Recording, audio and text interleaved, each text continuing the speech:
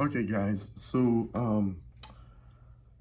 I figured out that for my last video, what I tried to do, I was explaining how to factor by grouping.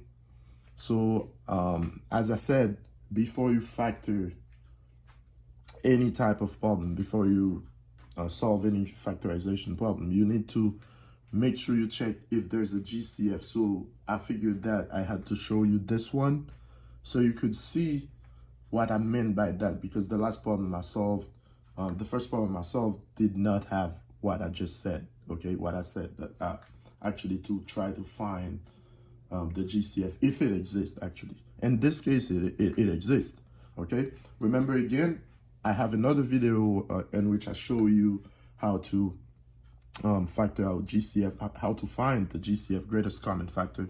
So if you don't know how to do that, please make sure you watch that video before you come here, okay?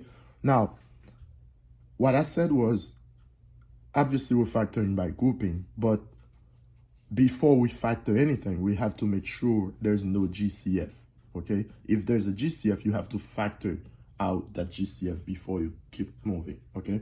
So first thing we do here, we can take a look at all the numbers we have there, okay? And we can see that we have 24, 12, 20, 10. 2 is the number that can go into, the greatest number that can go into all of the numbers you have here. 2, the number 2 I'm saying, okay? So 2 would be part of that GCF. Then you check the letters, you see letter X appears in all 4 terms, right? So you're gonna have to pick the one with the lowest exponent. Y does not appear in every term, so X would be the only one you pick. So, okay, as I said, for the GCF, in this case, it would be 2X, because 2 is the greatest number that can go into all the numbers you have here, 24, 12, 20, 10, and X is the only letter that appears everywhere. I take the one with the lowest exponent, as I said, because as you can see here, X with exponent 1 is everywhere, all right? As I explained in the other video. Okay, so what I said was that, what I'm saying is that you have to factor out the GCF, which is 2X. Once you factor out 2X, what remains would be, you know, the other terms you need to multiply to get what you had before. So I have 24, therefore you're gonna need 12xy,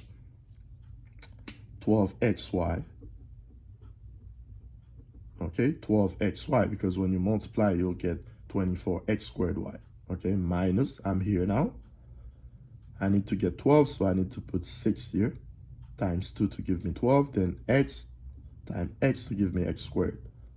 So right here, plus, when you have 20 now, so 10, now I already have x there, I don't need to put x anymore, because that would give me x squared, so I just need to put y. 2x times 10y will give me 20xy. Then I'm here, so minus 2 times 5 will give me 10. X times 1 would give me x, so you don't need to put that. So 2x times 5, which is 10x. We're done here, okay?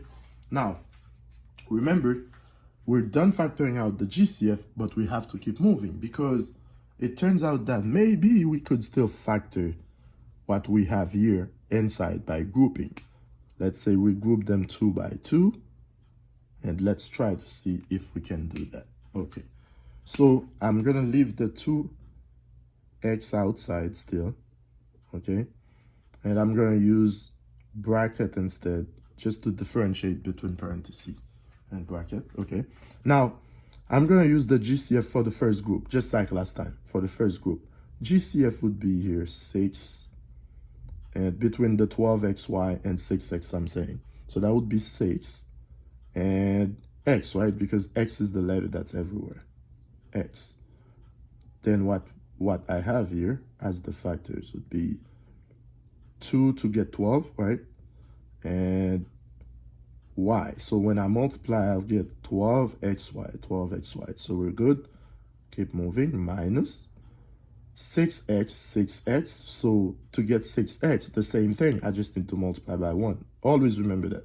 If you need to get the same factor, you just need to multiply by 1. So that's 1. Then plus, I'm here in the second group. A GCF here is 5. 5 goes into 10 and into 5. Y, I can't pick Y because it's not part of the second term here in the second group I'm saying. So I'm done with this GCF. I need to have a 2Y here minus a 1 to get 5, right? And a close bracket. Okay.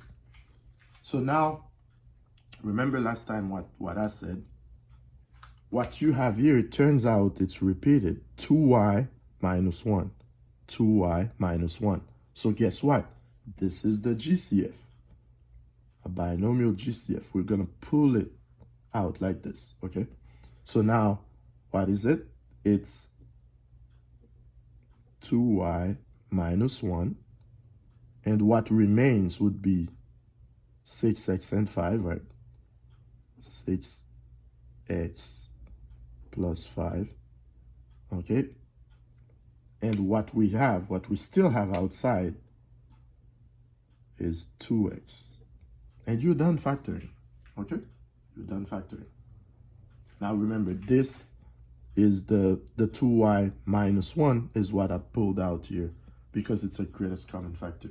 And so this is the way you do. Now, one thing I'll tell you is that you don't need to rush your way to the answer. Take your time. And this should be pretty easy for you if you take your time. Anyone can do this, okay? Just take your time and it should be pretty easy for you to do. Thank you.